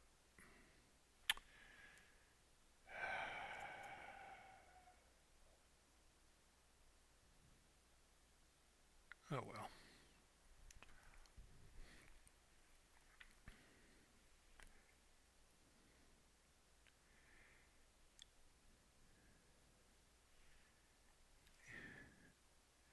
And for me to have just said that word on stream, you may have an idea of how upset I am.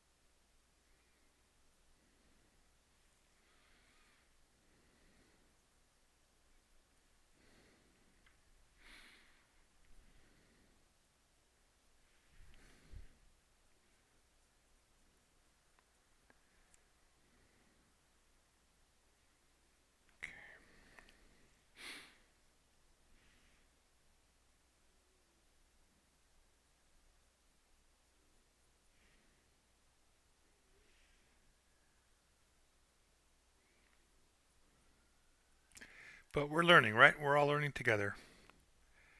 That's that's the good thing. And now you know not to do this. And learning from experience is great, especially when it's somebody else's.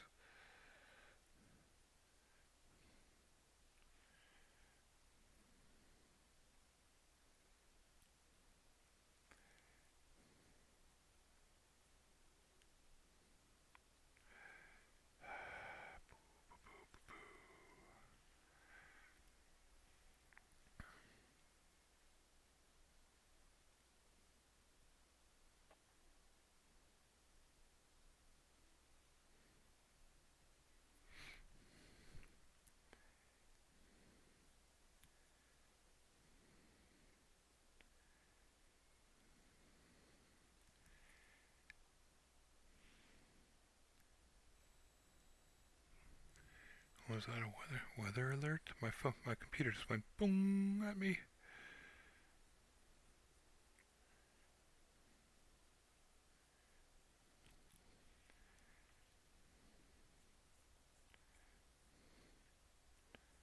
All right.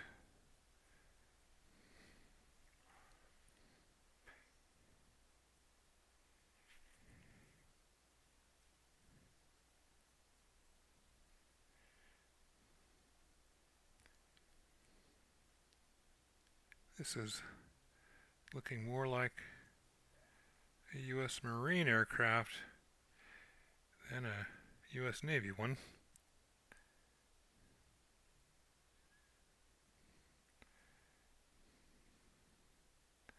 This kind of reminds me of a story my grandfather told me one time.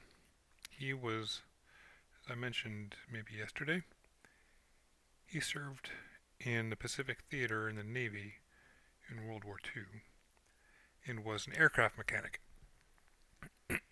And at one point he was on Guadalcanal on the island. He was not on ship. There was an airfield there that I think was probably mostly Marines. Yeah, this can be salvaged. The it'll work somehow.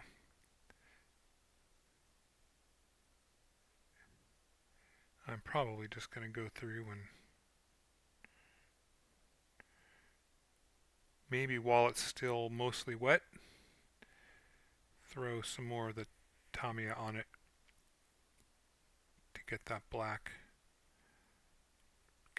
back and call it good. But anyways, my grandfather, the story, he was on the island of Guadalcanal, not on ship station, anchored outside the island. He was on a airstrip.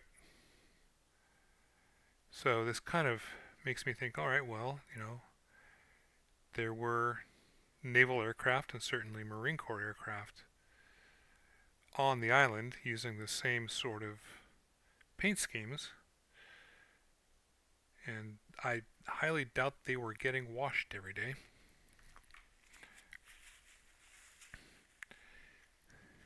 So, so battle damage? No, not so much damage.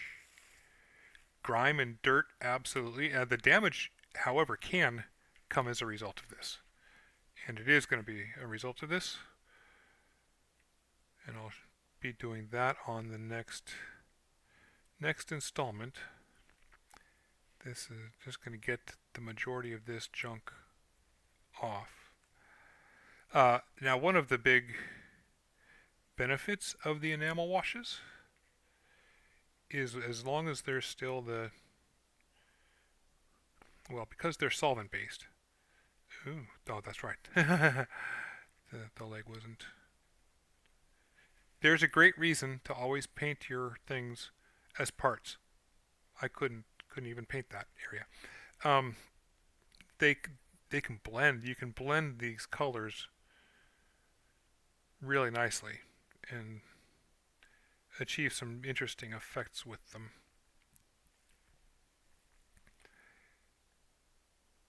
So I think that's what I'm going to do. I'm just going to let this do its thing.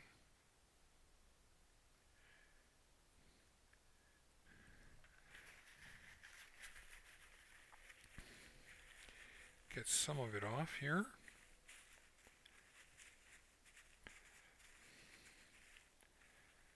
I wonder if I can. We'll super glue it afterwards. All right, folks. We're gonna take a big screw up and possibly make it even bigger. But what the hell? YOLO. YOLO.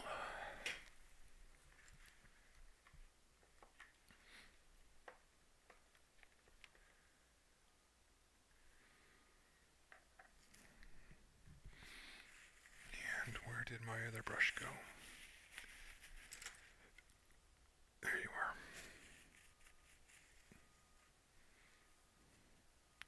Take the Tommy again.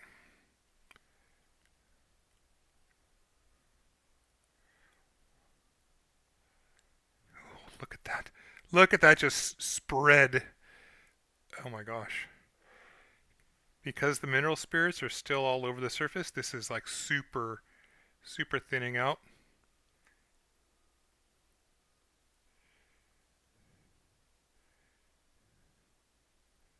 That's kind of neat.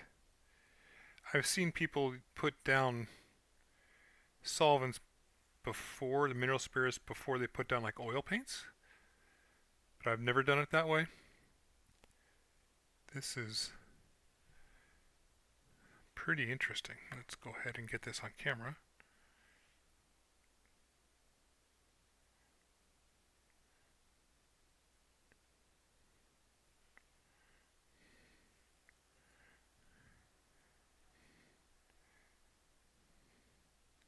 And I'm not hitting this as hard as I did last time.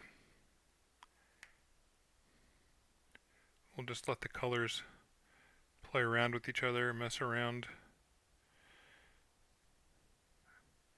and see what they do together. But once this is done, I am going to have to let it dry and call the stream for now. 143. Yeah, I promised Sir Boost a lot that I would do a 3 o'clock stream, and that's about an hour from now, which is good timing for letting this dry.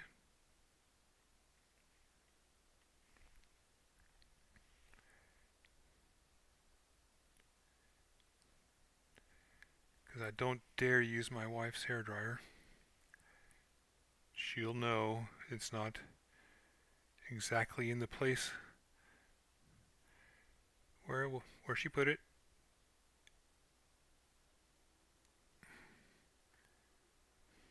And besides, it's hers. I don't need to be using her things like that for a hobby project.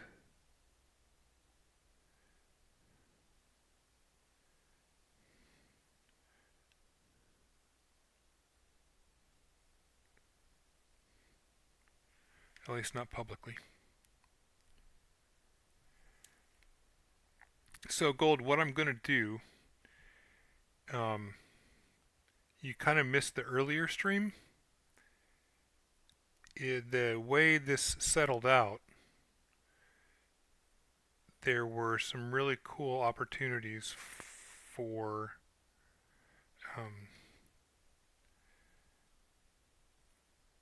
chipping effects.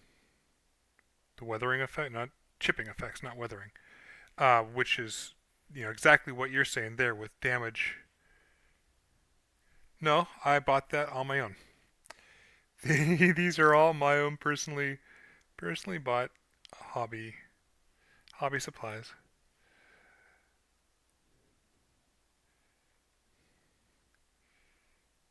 That's kind of how I can get away with buying things, is making sure that I'm not misusing or abusing hers.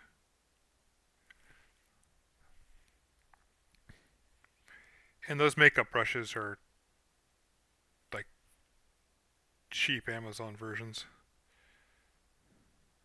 Not not her good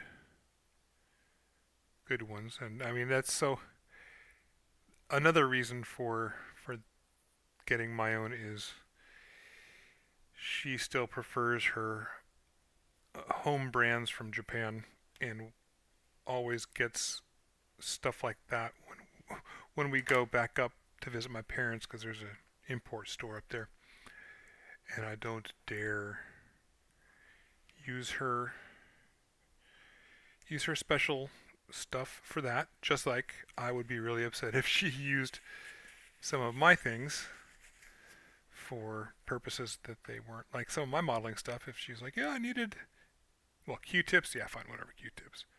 But some of the other things that I've got, I would be not not terribly happy about. Right.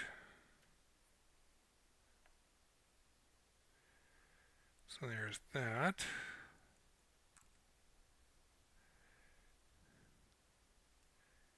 And now we just wait.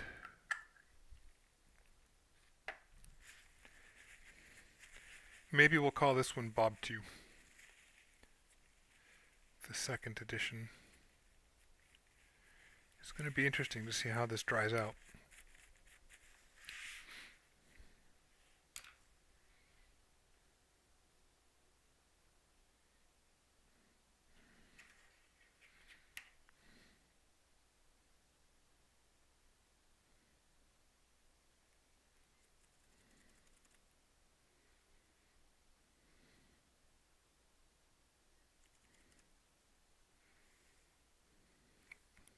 Alrighty.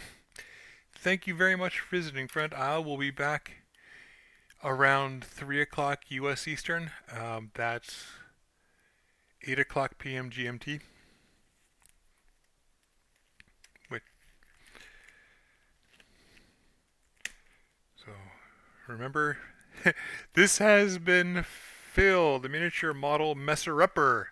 Nah, miniature model maker, coming to you with an experimental painting stream where we were weathering and then re-highlighting and then weathering again this EXS. Remember that this is a hobby. If it doesn't bring you joy, don't do it. Be good to yourselves. Bye bye. I'll see you later.